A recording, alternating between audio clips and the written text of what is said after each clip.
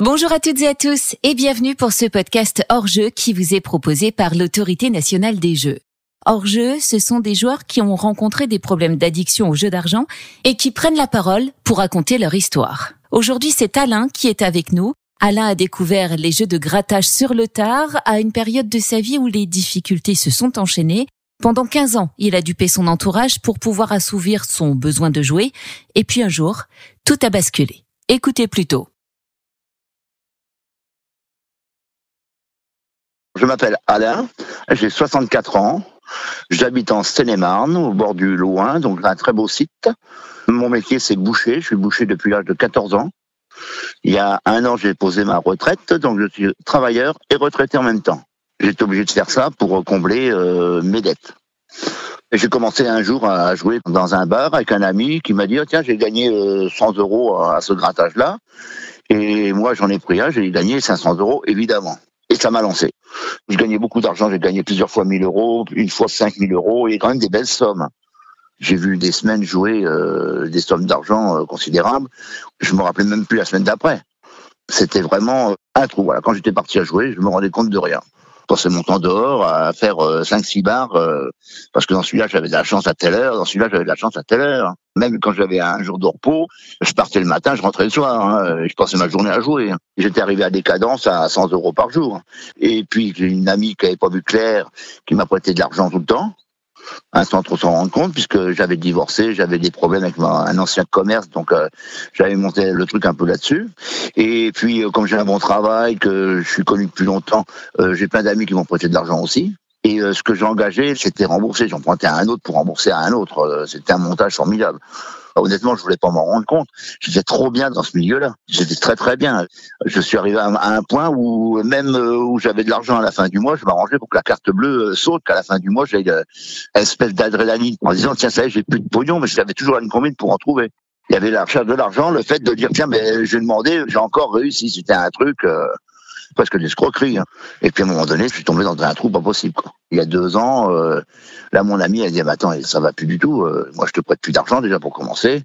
À la banque c'est une catastrophe. La banque a bloqué les crédits. J'avais fait 4 ou 5 crédits. J'étais arrivé à 35 000 € de dette rien qu'uniquement pour le jeu. Donc elle a dit non on arrête. Donc avec sa fille ils m'ont parlé. Parce que j'étais arrivé à lui faire peur, à lui faire même très peur. Donc elle prêtait de l'argent, mais quasiment sous la menace. Je me rendais pas compte de la menacer, mais pour elle c'était comme une menace. Elle avait peur. J'en étais arrivé à ce point-là. J'ai pas envie de lui faire peur. En plus, j'ai surtout pas envie de lui faire du mal, parce que j'ai eu des crises.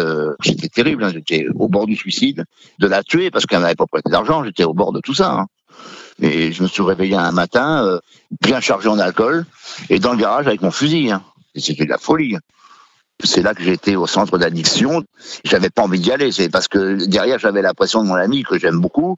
Et j'ai rencontré Chloé et Margie. J'ai discuté avec elles, je racontais n'importe quoi.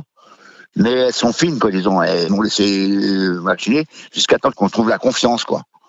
J'avais peur de me sentir jugé, alors que c'est faux. Elles jugent pas, elles sont très bien, elles m'aident beaucoup. Quand tu marchais, je suis fumeur.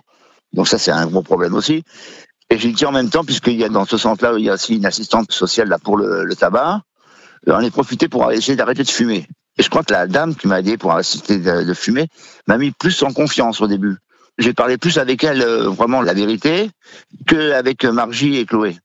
Maintenant, je suis content de les rencontrer, je suis content de discuter avec elles, ça m'apporte beaucoup. J'ai franchement ralenti, j'ai réuni tous les problèmes que j'avais.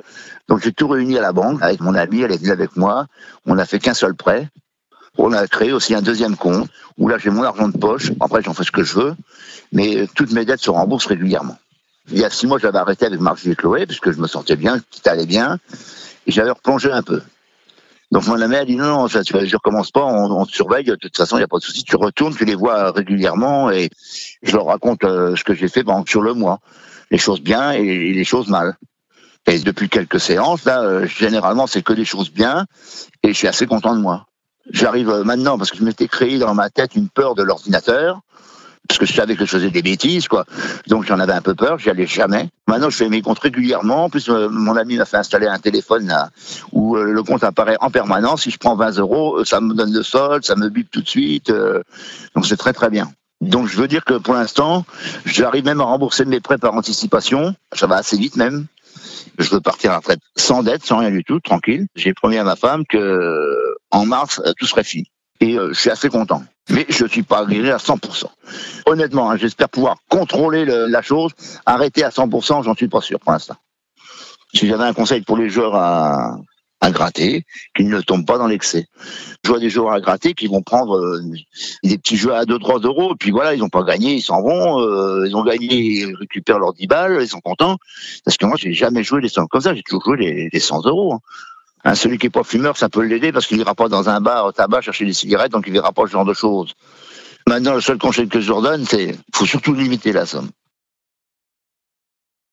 Voilà, c'est la fin de ce podcast hors-jeu. On vous donne rendez-vous très prochainement pour un nouveau témoignage. D'ici là, si vous ou l'un de vos proches a besoin de conseils ou d'aide, n'hésitez pas à consulter la rubrique « J'ai besoin d'aide » du site Évalue-Jeu ou à contacter le CSAPA, le centre de soins, d'accompagnement et de prévention en addictologie, le plus proche de chez vous.